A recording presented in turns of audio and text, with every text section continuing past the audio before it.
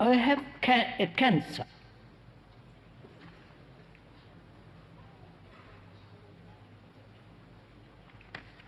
I have a cancer and find myself in the following dilemma. Should I try to let medicine save my life, even if it may mutilate me, or should I live with those illnesses and pain and meet the consequences, which could be death, candidly, without an operation?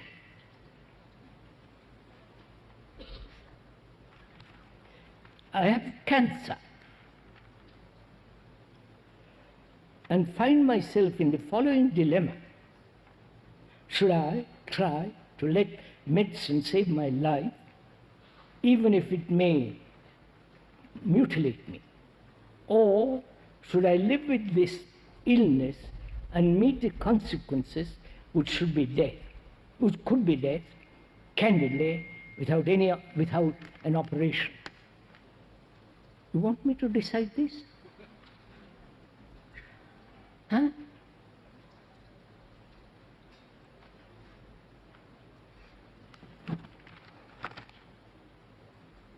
This is a very serious question.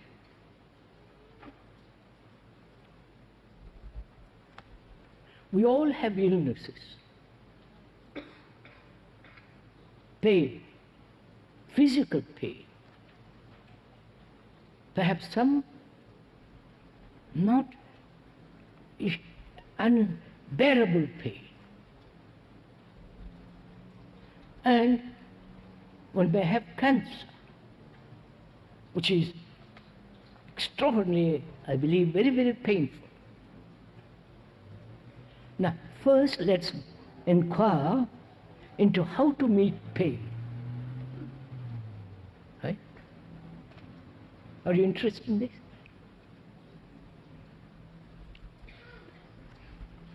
How to meet pain.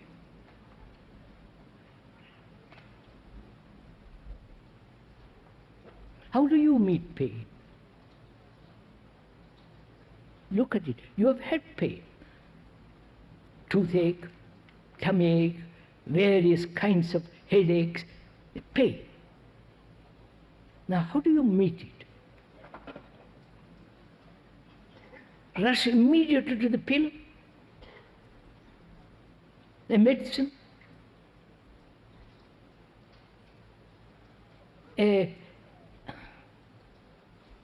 aspirin.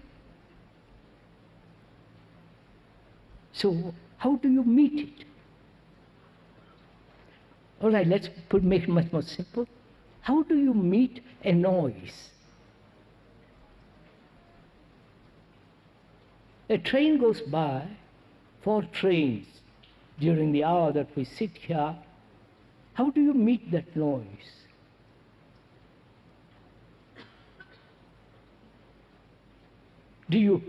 We are talking, thinking over together, and this train rushes by. How do you receive it? Do you resist it? Or let this sound go through you and it's gone? You follow what I'm saying? Which is it that you do?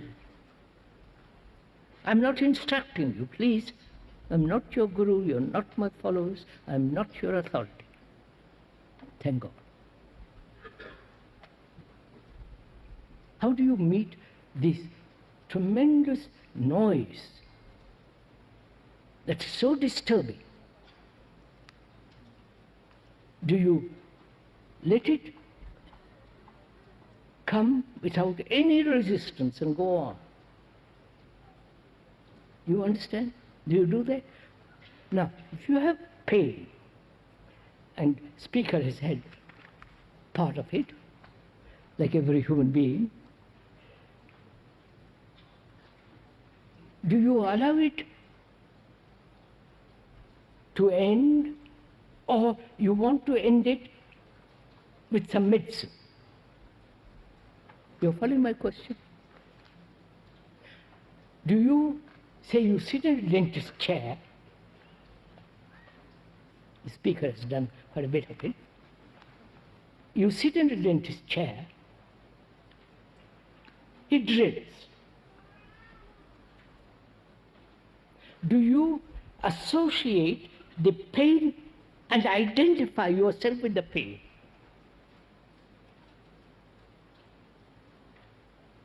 Of course, if the pain is too intense, he gives you some kind of Novocaine or whatever he gives you. But if it is not too unbearable, do you observe the pain without identifying yourself and say, my God? You follow what I'm saying? Which do you do? Is it immediate identification with the pain or disassociation and observing? When you have pain, you instinctively hold. If you are sitting on the chair, but if you don't identify with the pain, you can put your hands out quietly and bear it without too much. Which means, is it possible to disassociate oneself from the actual movement of pain?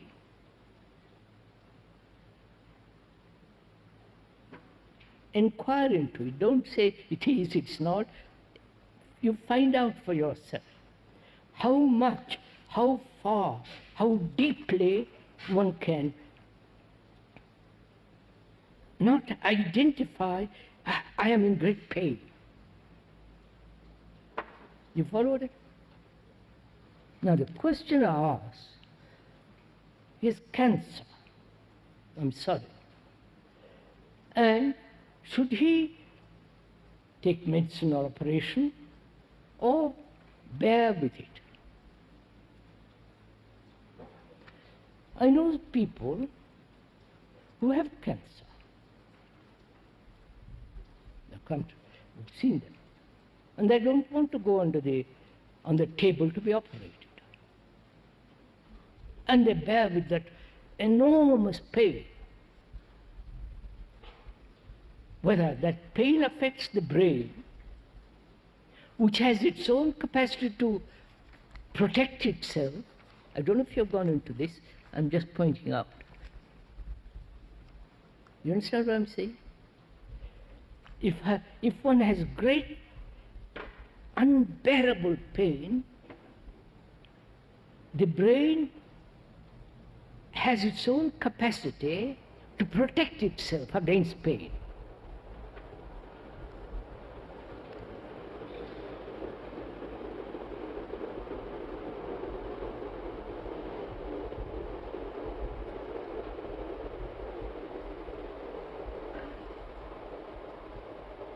The brain specialists are inquiring into this, are finding out, because I've talked to some of them, are finding out that the brain has the capacity to, or through some chemical reaction, to protect itself against not too much pain, but some pain.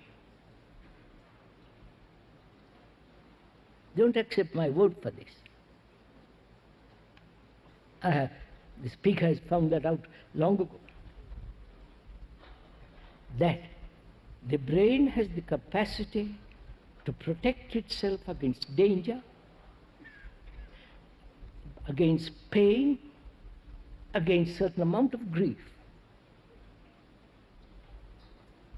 Beyond that, the brain becomes unconscious. There is giving up.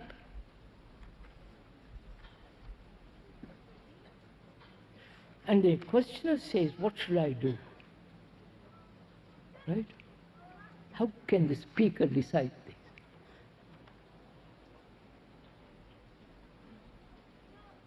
Perhaps I can hold his or her hand for a while, but that's not going to solve the problem. Either one has great sense of not identifying with the pain, but it's impossible to have tremendous pain. And if one can bear without operation the extraordinary pain that one has, one must also be aware that it might injure the brain. You understand what I'm saying?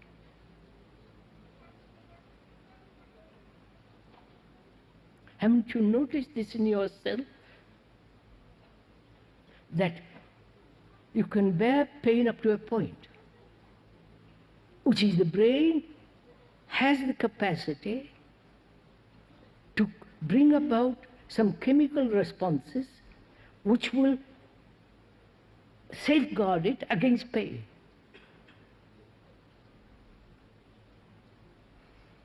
But if you have too much pain, of course, that's impossible.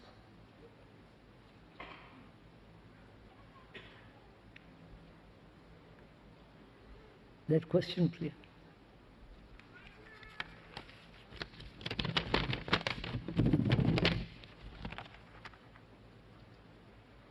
What is enlightenment? Qui demande cette question? I mean, who asked this question? Huh?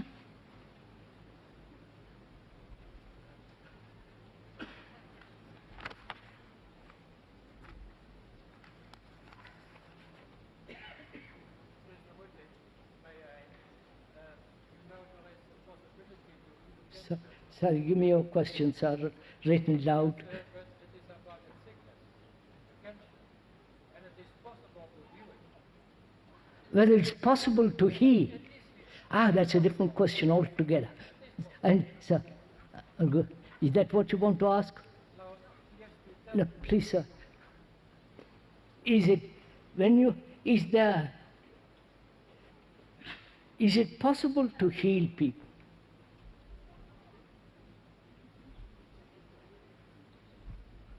Just, sir, sorry, I won't, unless you write out the question, I won't answer it. No, sir. It is because people are suffering of cancer, but it is possible to heal it. Natural. I'm going to sit down, sir, please. If you don't mind, I'll explain it.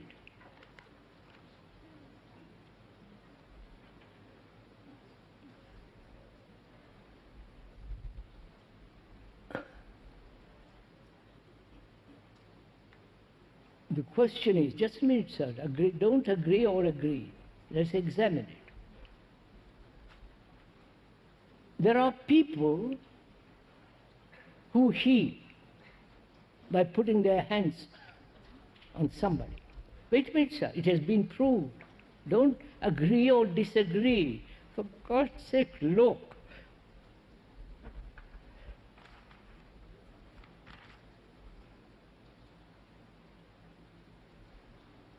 There are people in India, and there are several people in England who have this capacity.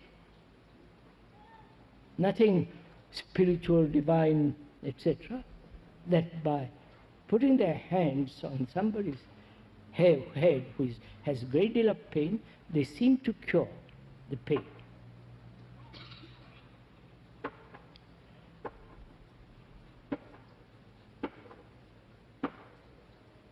And if I may, the speaker has done it. Don't turn up to be healed.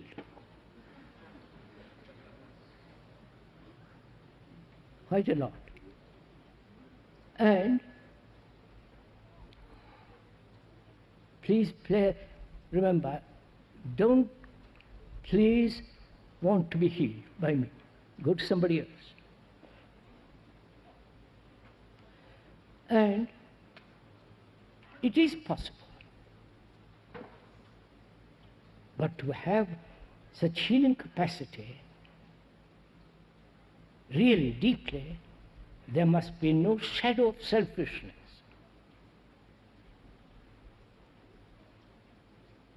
It's not healing and give me money. There must be no quiver of selfishness, of the center me, heal. And that's a totally different matter.